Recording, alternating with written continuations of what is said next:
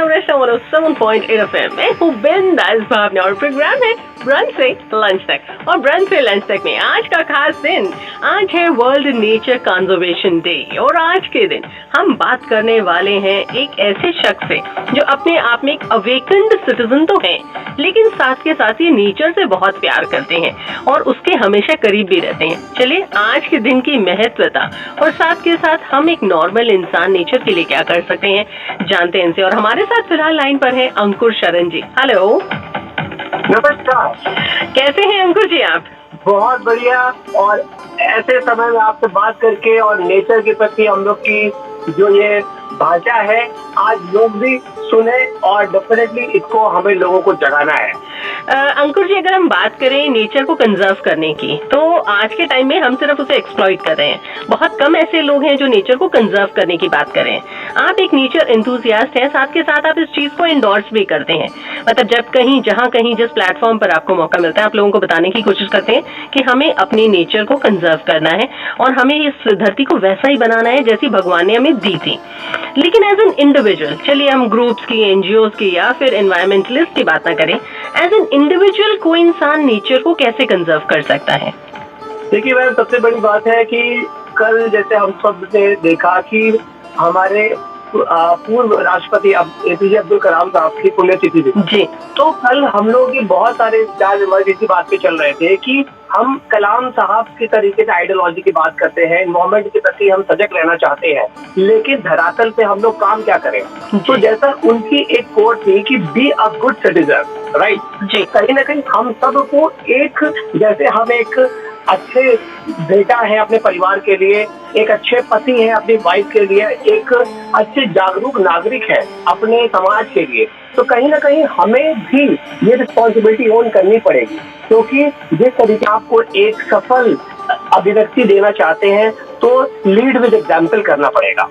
अन्यथा सब लोग बस यही कट कॉपी पेस्ट करके और सरकार के ऊपर दोषारोपण करके कभी ना हम कभी आगे चल पाएंगे। ये संस्कार है हमारे, जो हम चाहेंगे कि आने वाले भविष्य को, अपने बच्चों को, युवाओं को वो संस्कार दें कि नेचर से बड़ा रिलीजन आज की डेट में कुछ नहीं है।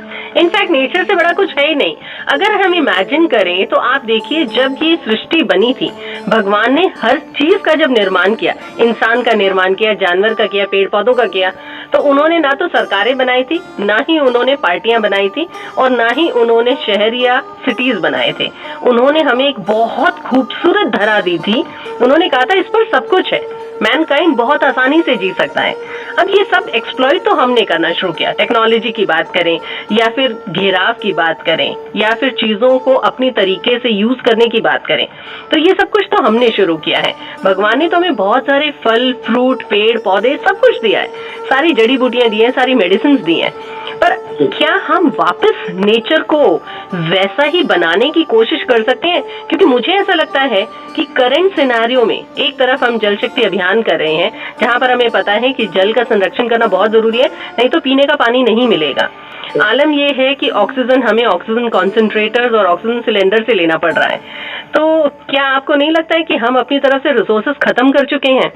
मैम, मुझे लगता है कि जितना लोग आज की डेट में अपने घरों में 10 से 15,000, 20,000 रुपए के एयर प्यूरिफायर खरीदने के लिए उतावले रहते हैं, वो अमेज़न पे ये देखते रहते हैं कि कौन सा माल कब सस्ते में आ रहा है, और अब तो फिर से सेल लगने चालू हो चुकी है। कहीं ना कहीं हम लोग को ये परिवर्तन लाना होगा, लोगों को, समाज को समझाना होगा कि आप अपने चार दीवारी के बीच की ऑक्सीजन ठीक कर सकते हैं, लेकिन अगर यही 5-10 हजार रुपए अगर थोड़ा सा आदमी खर्च करके अपने पेड़ पौधों पे प्रॉपर उसको फेंसिंग के साथ लगाता है, तो अगले 1 महीना, 2 महीना, साल, 2 साल के अंदर हम प्रकृति, वातावरण को दोबारा पुनः उस लेवल पे ला सकते हैं। और इसके लिए कहीं ना कहीं हमें उन जागरूक 10-20% लोगों को इकट्ठा करके उनके साथ इस मुहिम को आगे बढ़ाना होगा। क्योंकि हमेशा से ये इतिहास गवाह है कि मुट्ठी भर लोगों ने ही आगे बढ़ के क्रांति की शुरुआत की है, और बाकी एक अच्छा ट्रेंड सेट हम लोग करेंगे तो डेफिनेटली लोग, बच्चे, समाज, वो सब उसको फॉलो करेंगे। यस, बिल्कुल सही कहा आपने अंकुर जी।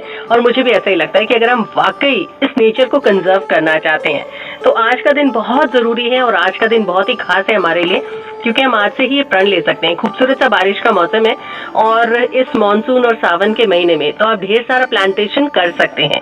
सही एप्ट अगर देखा जाए तो मौसम होता है प्लांटेशन के लिए, और यहीं से हम अपने नेचर को कंजर्व करने की शुरुआत कर सकते हैं। अपने घर के आसपास के एरियाज को एलोकेट करिए। हर तरफ पार्क्स हैं, इतने डिजर्टेड पड़े हैं, आप उन्हें ठीक कर सकते हैं, साफ सफाई मेंटेन कर सकते हैं। और कुछ नहीं तो अपने आसपास के 10, 12, 15 लोगों को इकट्ठा करिए, एंथुसियास्टिक बनिए, जाइए उसे ठीक करिए, और फिर उस ठंडी हवा का आनंद लीजिए। क्या कहते हैं अंकुर जी आप? बहुत बहुत सही बोला मैम आपने। और मैं एक और इसमें पॉइंट ऐड करना चाहूंगा कि जरूरी नहीं है कि अगर 100 लोगों से हम बात करें कि 100 के 100 लोग पेड़ लगाएं। जी बिल्कुल। लगता है कि जो लोग पेड़ लगा सकते हैं वो पेड़ लगाएं। आप जैसे लोग जो एक अच्छे वक्तव्य के साथ आप अपनी बातें रखते हैं, ये बहुत बड़ा मोटिवेशन है लोगों के लिए। कि कोई अप्रिशिएशन जब बच्चों को मिलता है तो डेफिनेटली लोगों के अंदर एक अच्छी भावना आती है। बच्चे जो है, युवा है, वो जैसे 75वीं वर्षगांठ हम लोग बनाने जा रहे हैं अपने इंडियन इंडिपेंडेंस की, तो कहीं ना कहीं हम सब ये मिलकर प्रयास कर सकते हैं। अरे 70-75 लोग हर सोसाइटी से भी अगर जुड़ जाए, अपने आस पड़ोस में ही अगर एक एक पेड़ लगाना चालू कर दे, तो सोचिए कितना हरित वातावरण हमारे समाज का तो होगा ही होगा। और साथ में ये हम गर्व से कह सकते हैं कि 75वीं वर्षगांठ के दौरान हम लोगों ने एक ऐतिहासिक कार्य किया। जी वाकई। तो मुझे लगता है कि ये चीजें हम लोग करें। जो फोटोग्राफी करते हैं वो अच्छी फोटोग्राफी करके लोगों को मोटिवेट करें, जो अच्छा लिखते हैं वो इसके बारे में लिखें, लेकिन कहीं ना कहीं आज संकल्प लें कि ये दिन जो है वो उसको हम लोग वेस्ट ना जाए। खुद से संकल्प लेके इसको आगे बढ़ाएं और कहीं ना कहीं लोगों को जागरूक करते रहें, क्योंकि effort can fail but never fail to make efforts. Yes, बिल्कुल जरूरी है कि आप कोशिश तो करिए। कोशिश करने वालों की कभी हार नहीं होती है। Thank you so much Ankur ji for speaking to us. Thank you ma'am, my pleasure. फिलहाल हमारे साथ अंकुश शरण जी थे, बहुत सारी फाउंडेशंस के साथ जुड़े हुए हैं। अगर हम इंडियन आर्ट्स गिल्ड की बात करें, दक्ष फाउंडेशन की बात करें, और खुद एज एन इंडिविजुअल ही इज वेरी मोटिवेटेड, और हमें ऐसे ही मोटिवेटेड लोगों की जरूरत है। अगर शहर में आप अपने आसपास बची हुई हरियाली देख रहे हैं ना, तो ऐसे ही मोटिवेटेड लोगों के कारण है।